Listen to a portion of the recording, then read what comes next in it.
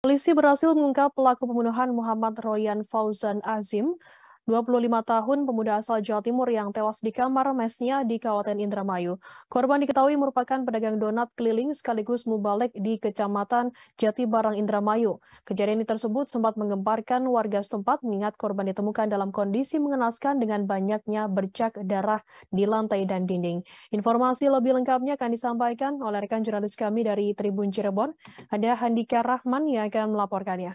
Silakan rekan Handika.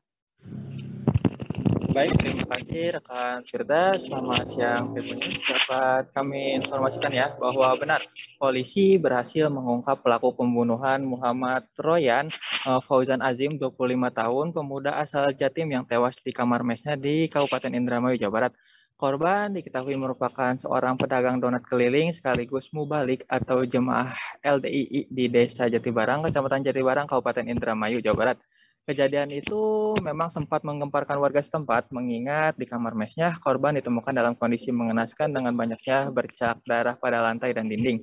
Insiden tersebut diketahui terjadi pada Sabtu 27 Agustus 2022 lalu. Kapolres Indramayu AKBP M. Lukman Syarif menyampaikan setelah didalami pelaku pembunuhan tersebut diketahui adalah UA 31 tahun warga Desa Tegal Girang, Kecamatan Bango 2, Kabupaten Indramayu. Pelaku ditangkap di daerah Tangerang, Banten. Pada kesempatan tersebut, polisi juga memperlihatkan pelaku pembunuhan kepada publik ya. Dia sudah memakai baju tahanan oranye.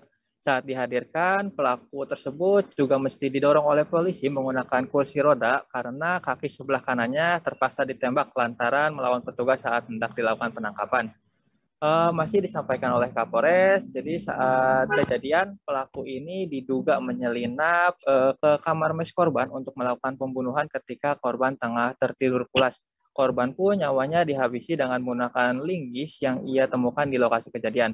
Fakta lainnya, kata polisi, saat menghabisi nyawa korban, pelaku ini diduga kuat dalam pengaruh alkohol ya, mengingat sebelum kejadian itu terjadi, pelaku sempat melakukan pesta miras terlebih dahulu di wilayah RTH Jatibarang. Dapat kami sampaikan pula bahwa pelaku ini diketahui juga merupakan mantan jamaah dari LDII. Pelaku ini sebelumnya sudah dikeluarkan dari jamaah LDII beberapa tahun lalu karena perilakunya. Adapun untuk motif pembunuhan itu sendiri, yakni karena pelaku merasa sakit hati.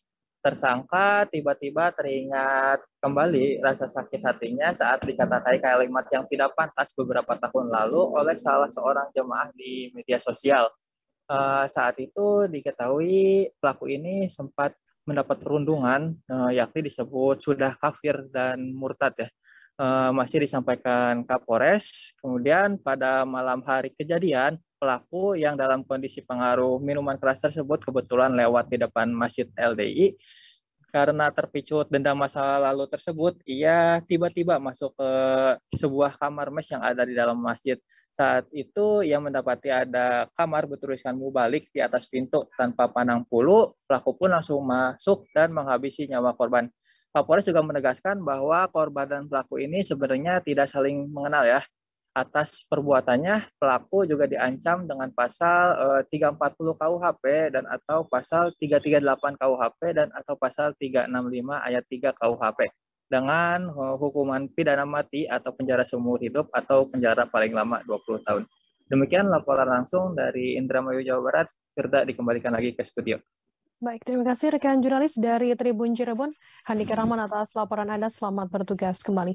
Akan kami tampilkan Tribuners wawancara dari Kapolres Indramayu AKBP Muhammad Lukman Syarif. Berikut liputannya untuk Anda. 5 September 2022 kita tangkap pelaku di daerah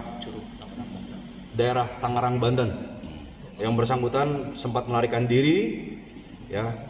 Dari awal kita melaksanakan olah TKP, kita laksanakan pemeriksaan saksi-saksi, kita juga dibantu oleh rekan-rekan media juga agar masyarakat tidak berspekulasi yang tidak.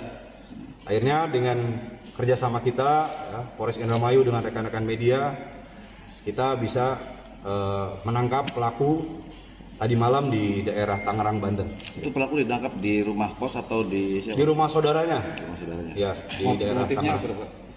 Jadi motifnya balas dendam, ya ada rasa sakit hati lah ya. Karena dulu yang bersangkutan atau pelaku ini adalah salah satu jemaah LDII, dikeluarkan karena perilakunya menurut. Terima kasih sudah nonton, jangan lupa like, subscribe, dan share ya.